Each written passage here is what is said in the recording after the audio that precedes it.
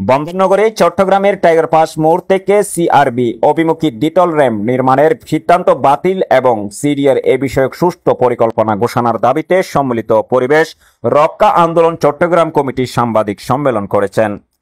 Chittagong press club S Rahman হলে অনুষ্ঠিত সাংবাদিক সম্মেলনে উপস্থিত ছিলেন ডক্টর শফিক হায়দার, প্রকৌশলী সুভাষ বড়ুয়া, ডক্টর মাহফুজুর রহমান, ডক্টর ইমরান বিন ইউনুস, ডক্টর মঞ্জুরুল করিম বিপ্লব, আবু সুফিয়ান সহ আরো অনেকে।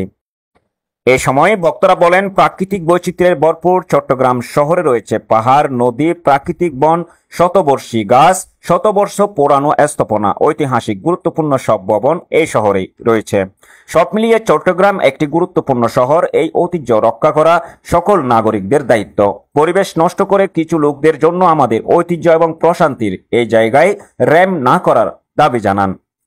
প্রাকৃতিক বৈচিত্র্য ভরপুর চট্টগ্রাম শহরে রয়েছে পাহাড়, নদী, প্রাকৃতিক বন, শতবর্ষী গাছ, শতবর্ষ পুরানো স্থাপনা, ঐতিহাসিক গুরুত্বপূর্ণ সম্পূর্ণ ভবন সমূহ। সব মিলিয়ে চট্টগ্রাম একটি গুরুত্বপূর্ণ শহর।